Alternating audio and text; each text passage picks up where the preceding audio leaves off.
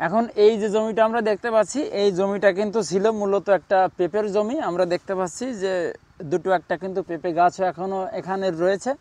তো পেঁপে জমির সাথে কিন্তু সাথী ফসল হিসাবে আমাদের এখানে রোপণ করা ছিল উচ্চ মূল্যের ফসল চুইঝালের গাছ। তো আমরা অনেকে জানি এবছর প্রচুর পরিমাণ কিন্তু বৃষ্টি হয়েছিল, যার কারণে কিন্তু আমাদের এই পেঁপে গাছ, হ্যাঁ ঠিক আছে, পেঁপে গাছ কিন্তু নষ্ট হয়ে যায়। যাওয়ার পরে এখানে হাতে গোনা 1 2 3 4 5 ওই 7-8টা মতন কিন্তু পেঁপে গাছ টিকে আছে। আর আমাদের যেটা টিকে আছে সেটা হচ্ছে এই উচ্চ মূল্যের ফসল চুইঝালটা মূলত টিকে আছে এখানে। তো এখানে অল্প একটু জায়গা, মোটামুটি এখানে চারা আছে আপনার প্রায় 100 পিস, ঠিক আছে, ওই 2-1 পিস আপ ডাউন হতে পারে। তো 100 পিস মতো চারা আছে। তো আজকে আমাদের এখানে বসার মেন যে উদ্দেশ্য, আমরা যেটা আজকে সকলকে দেখাতে চাই, আসলে আপনার চুই গাছের পরিচর্যা সম্পর্কে আজকে আমরা কথা বলতে চাই। এখানে আমাদের এখন যেটা করা প্রয়োজন, ঠিক আছে, এখন মোটামুটি ফেব্রুয়ারি মাসের আমরা শেষের দিকে আছি। এখন আমাদের এই যে এরকম বাগান যাদের আছে, তার আগে বলে রাখি, এটা কিন্তু এই বাগান, এই যে চুই গাছের বয়স কিন্তু আজকে 6 মাস। তো 6 মাস আগেই কিন্তু এখানে পেঁপে গাছ রোপণ করা ছিল, পেঁপে আর চুই একই সাথে রোপণ করা ছিল। তো 6 মাসে আমরা যেটা দেখতে পাচ্ছি এখানে আপনার চুইঝালের যে আপনার গ্রোথটা, এটা কিন্তু মোটামুটি ঠিক আছে। এখানে আমাদেরকে যেটা করা ছিল, আমরা অনেকবারই কিন্তু বলেছি যে চুইঝাল আসলে কিভাবে চাষাবাদ করতে হয়, কিভাবে মাটি প্রস্তুত করতে হয়, এখানে জাস্ট সেইভাবেই কিন্তু আমাদের এটা করা ছিল। এখন তার আগে একটু বলে রাখি, অনেকেই আপনার মন্তব্য করেন যে আসলে চুইঝালটা কি, এটাই আমরা অনেকে চিনি না। চুইঝাল কিন্তু একটা আপনার উপকারী একটা মশলা, এটা ভেষজ গুণসম্পন্ন একটা আপনার মশলা। এটা মূলত রান্না করে খেতে হয় আপনার মাছ, মাংস, ডাউল, ডিম এই জাতীয় আপনার তরকারি বা সবজির সাথে কিন্তু খাওয়া যায়। এই চুইঝালটা এখন বাংলাদেশের বিভিন্ন জায়গায় কিন্তু চাষাবাদ হচ্ছে। তো আমরা ফেব্রুয়ারি মাসের শেষের দিকে এখন যেটা জানাতে চাই সকলের উদ্দেশ্যে, এখন আমাদের এরকম বাগানের যে পরিচর্যা করতে হবে, যদি বড় বাগান থাকে সেখানেও কিন্তু আপনারা এখনকে যে পরিচর্যা সেটা কিন্তু করতে পারেন। সেটা হচ্ছে এখন কিন্তু মালচিং করে দেওয়াটা কিন্তু অত্যন্ত, এখন আমরা যেটা দেখতে পাচ্ছি আমাদের এই যে 6 মাস যে আপনার চুইঝালের বয়স, এখানে মোটামুটি কিন্তু 200-250 এরকম আপনার চুইঝাল কিন্তু এসে গেছে। এখানে কিন্তু এই যে গাছ, এখান থেকে কিন্তু আমরা চুইঝাল কেটেও কিন্তু এখন খেতে পারবো, মোটামুটি টুকটাক কিন্তু খাওয়া যাবে।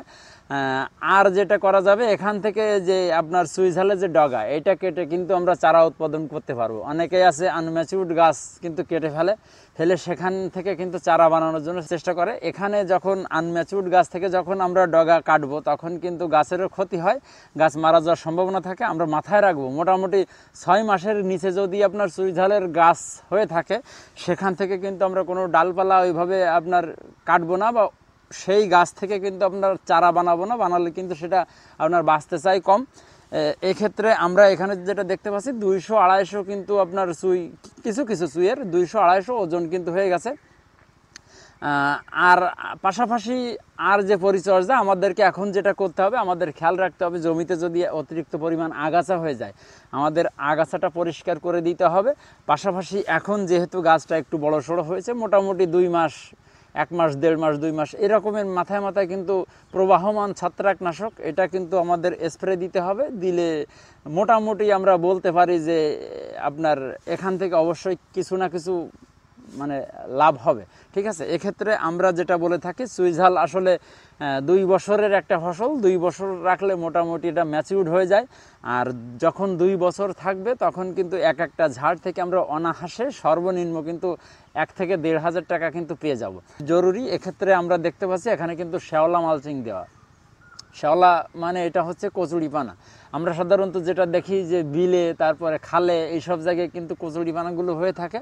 তো এগুলো কিন্তু আসলে টাকা দিয়ে কিনতে হয় না, ইচ্ছা থাকলে বা একটু পরিশ্রম করলে কিন্তু এগুলো আপনার দেওয়া যায়। আমরা যেটা করি, কচুরিপানাটা কিন্তু আপনার খাল কিংবা বিল থেকে সংগ্রহ করব, করে এটা মনে করেন 7 থেকে 8 দিন কোনো একটা জায়গায় ফেলে রাখবো। রাখার পর কিন্তু একটু যখন পচে যাবে, যাওয়ার পর ওইটাই এনে কিন্তু এই গাছের গোড়ায় দিতে হয়। এটা দিলে লাভ কি হয়, সূর্যের যে প্রখর তেজটা সেটা কিন্তু মাটিতে আর পড়তে পারে না। এটা আপনার সূর্যের আলো যখন মাটিতে পড়ে, তখন যেটা হয়, মাটিটা কিন্তু আপনার আস্তে আস্তে ফেটে যায়।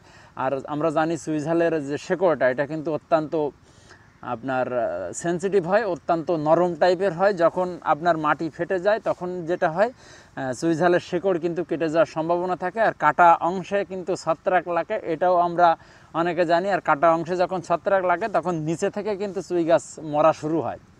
এক্ষেত্রে আমরা যদি আমাদের এরকম সুইঝালের গাছ থেকে থাকে সেখানে কিন্তু আমরা যদি এখন মালচিং করে দিই তাহলে কিন্তু গাছের গ্রোথটা খুবই ভালো হবে। এক্ষেত্রে মালচিং করার আগে আমাদেরকে যেটা করতে হবে, মালচিং করার আগে আমাদের কিছু আপনার সারের প্রয়োগ দরকার আছে। আমরা জানি যে চুই গাছ যখন ম্যাচিউর হয়ে যায় তখন কিন্তু এতে কোনো রাসায়নিক সারের প্রয়োজন হয় না। এক্ষেত্রে আমরা কিন্তু জৈব সারটা দিতে পারি।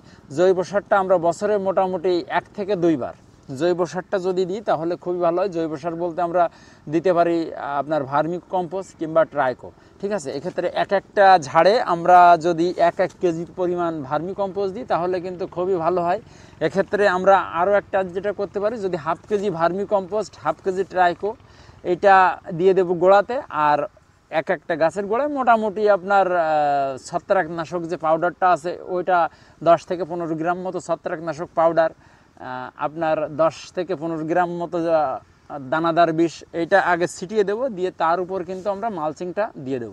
পরিশেষে যেটা বলতে পারি, চুইঝাল একটা উচ্চ মূল্যের ফসল, ইহাতে কোনো সন্দেহ নয়।